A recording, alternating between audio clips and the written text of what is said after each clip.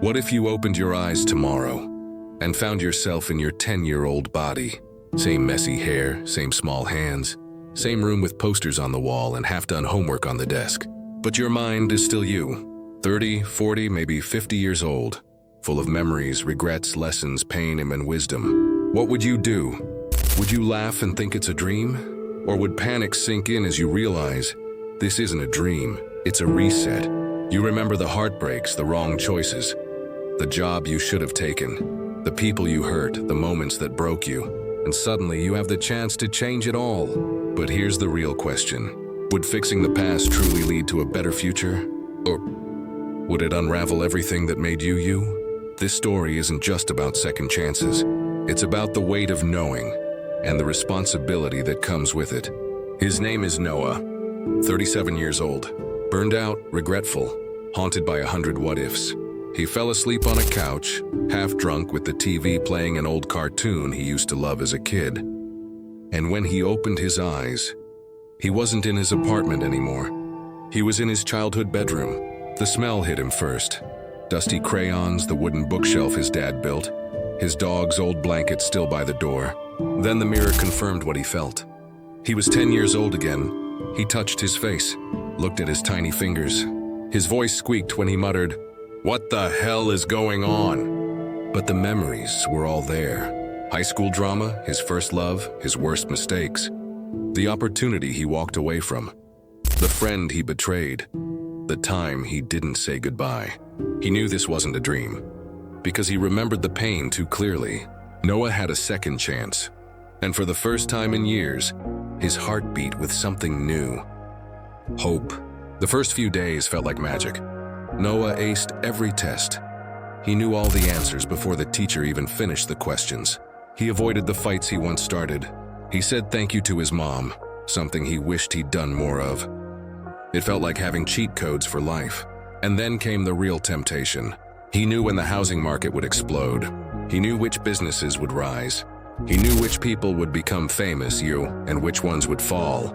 The voice inside him whispered, "You can fix everything. You can be rich, you can be famous, you can avoid all the pain." And for a while, he tried. He made lists of what to invest in. He tried to reconnect with people, shaping events like a puppet master. He avoided the girl who once broke his heart. He stopped hanging out with the kid who would eventually become a drug addict. It all felt so smart, so safe, but something was missing. It all felt hollow. Every time he avoided pain, he also missed something else. To stay home that day, but doing too much would break the timeline. Doing too little would break his heart. So he asked himself, is life about avoiding pain or learning to grow through it? And slowly the answer became clear. It's not about trying to change the past. It's about using the past to become more present in every moment. Noah started waking up with intention. He no longer rushed through mornings. He made his bed, said good morning to his mom, helped his little sister with her homework, even if it was just drawing stars on a page. He started speaking kindly to the people he used to ignore. He forgave that kid who always bullied him, not because he forgot what it felt like, but because he remembered how lost that bully became later in life. He realized that changing himself was the only true way to change the world around him. Every moment became a second chance, not just to make things right, but to live with purpose. Even small things felt new. The smell of fresh-cut grass, the nervous energy before a test, the awkward first crushes and silly lunchtime jokes. Noah started feeling again. And for once, it didn't feel like a rewind. It felt like rebirth. One rainy night, Noah sat by his bedroom window. He stared into the dark, hearing the patter on the glass, thinking about time, memory, and how easy it is to miss the magic while chasing the finish line. And then the thought hit him. What if this is all a dream? What if he'd never actually gone back in time? What if he was just finally awake in his own life? Was it really about being 10 again? Or was it about seeing life for what it is? Fragile, fleeting, and full of chances to grow. Maybe the twist wasn't time travel. Maybe it was clarity. And that's the thing most of us are missing, not more time, but more presence. We run so fast trying to become someone that we forget to be this someone.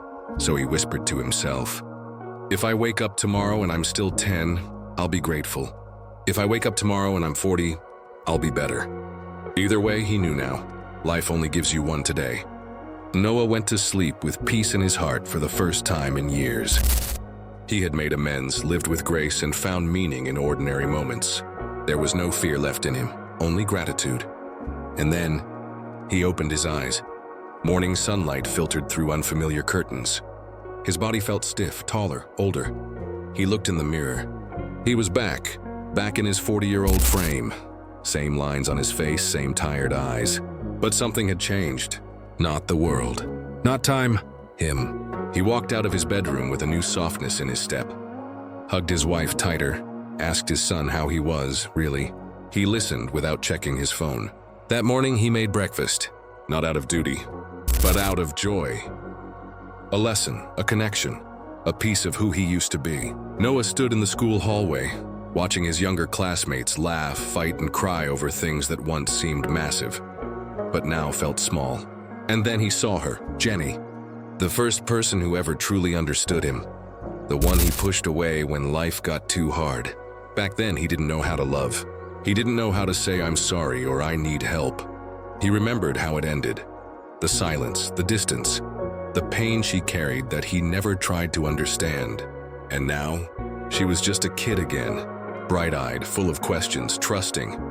He could walk past her and avoid the heartache altogether, but he didn't.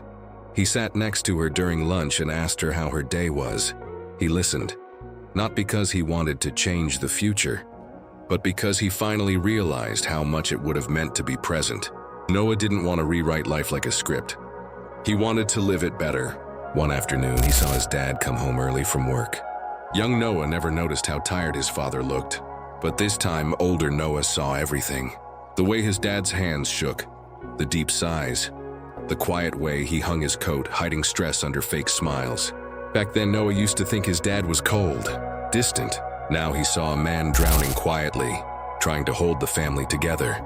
Noah wanted to hug him, to say, "I know what you're going through."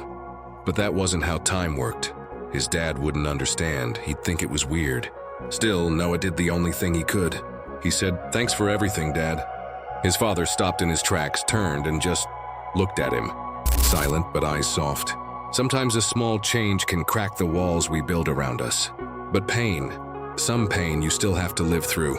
Because even though Noah tried to stop certain things, his grandma still passed away. His dog still grew old. He still had to move towns and lose friends. Not everything can be undone, and maybe it's not meant to be. Knowledge, as it turns out, can be a heavy thing. Noah thought remembering his whole life would give him power. Instead, it gave him pressure. He knew what people were going through. He knew what pain was coming for them, and when. Every time he looked at someone, he didn't just see who they were. He saw who they would become, their wins, their heartbreaks, their mistakes. And he began to feel like a ghost, watching a movie he'd already seen, unable to fully feel anything new. When a friend was about to make a mistake, Noah wanted to stop them. When someone he loved was going to die, he wanted to hold them tighter, beg them. He wasn't the same man anymore. He was the 10-year-old boy who got a second chance when used it. The changes didn't stop with Noah. One day at work, he complimented a young intern who looked nervous. The intern smiled. That same intern went home that night and decided not to give up. At a gas station, Noah helped a struggling man fill his tank without asking for anything in return. That man paid it forward 2 weeks later, saving someone else from despair. Noah didn't preach. He lived differently. And that was louder than words. People around him began to notice. His wife asked, "What changed in you?" He smiled. "I met a version of myself I never thought I'd see again." The truth was, he had simply remembered what it meant to feel alive, to dream without fear, to care without limits. And from that remembering, the world around him began to shift too. It's easy to think we're small in a big world, but one awakened soul can set off a chain reaction that changes dozens of lives. And that's what Noah became, a quiet spark in a noisy world. If you've ever felt like life passed you by, if you've ever stared at the mirror and thought, "I wish I could start over," this story was meant for you. Because maybe you won't wake up in your 10-year-old body. Maybe time won't bend and memory won't rewrite the past. But maybe, just maybe, you don't need to go back in time. You just need to wake up. Look around you. Look at the people in your life. the days you treat as routine, the dreams you've put on a shelf. You're not stuck, you're paused. And the moment you decide to hit play again, everything changes. So ask yourself, if you could go back, what would you do differently? Now go do that. Today, right now. Not in some fantasy, but in the real, imperfect, beautiful life you have. Because you're not too late. You're right on time. If this story moved something inside you, if you felt chills, tears, or even a flicker of what if, then this message is for you. You're not here by accident. You clicked on this video for a reason. Some part of you is searching, not for entertainment, but for meaning. This channel exists for that reason. To remind you of what's real, what matters, and what's possible when you wake up from the autopilot life. So here's what I want you to do. Like this video if it spoke to you. Comment below, I'm waking up. Let's see how many of us are ready to change. Subscribe, because stories like these are the spark. But together we can become the flame. And when you're ready for your next story, the next mirror, the next step toward a better version of yourself, watch this next video on screen. It might just be the one that changes everything. You've got one life. Make it count. Make it yours. Because one day you'll look back, and the only thing you'll wish for is that you had woken up sooner.